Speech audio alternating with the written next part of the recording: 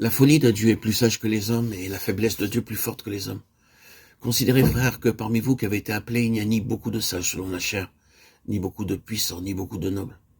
Mais Dieu a choisi les choses folles du monde pour confondre les sages.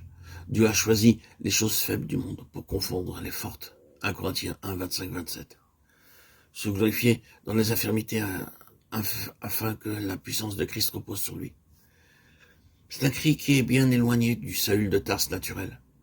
Mais quel changement extraordinaire s'est fait dans sa mentalité. Dieu a cependant toujours tracé une ligne très large comme entre la force et la puissance naturelle d'un côté et mon esprit de l'autre. Et cette distinction demeure à jamais. Ce n'est pas par la puissance ou par la force, mais c'est par mon esprit que s'accomplit cette œuvre, a dit l'Éternel. Zacharie 4, 6. Cet enfant, nouveau-né, qui a reçu l'esprit, doit apprendre à marcher de manière toute nouvelle. Sa marche sera désormais selon l'esprit et différente de la nature. Il pourra glisser souvent et faire peut-être des chutes, mais qui ne seront pas mauvaises si elles sont les marques d'une marche dans la foi plutôt que d'une position immobile dans la désobéissance ou la crainte charnelle. Le caractère de cette marche est que la raison, le sentiment et le choix naturel ne sont plus les lois directrices ou le jugement de l'homme spirituel.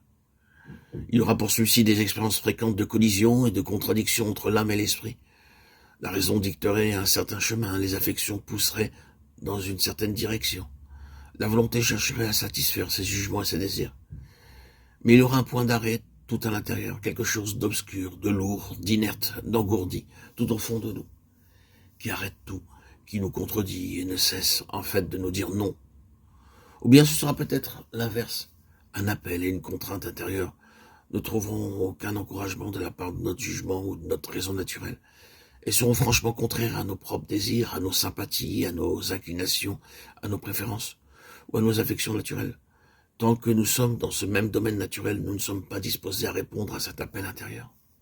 Dans ce cas, ce ne sera pas le jugement qui s'oppose au désir, comme cela arrive si souvent dans la vie de chacun, mais le jugement, le désir et la volonté s'uniront ensemble contre l'intuition. Alors ce sera la crise. L'on verra maintenant qui va diriger la vie. C'est maintenant l'homme naturel ou l'homme extérieur des sens et l'homme intérieur qui doivent se rencontrer. Qui l'emportera? Apprendre à marcher selon l'esprit, c'est la leçon de toute la vie du nouvel homme. Et à mesure qu'il se défendra, et cela arrivera pour finir, il prendra l'ascendance absolue sur l'homme naturel et sa pensée. Et grâce à l'énergie du Saint-Esprit qui agit dans le nouvel homme, l'œuvre de la croix s'accomplira pour briser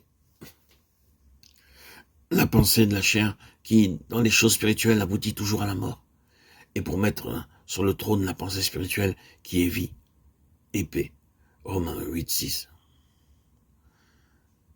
Telle est donc la nature de la marche selon l'esprit et son application à de nombreux aspects. Cette marche qui est la foi. Nous marchons dans l'esprit et nous marchons par la foi.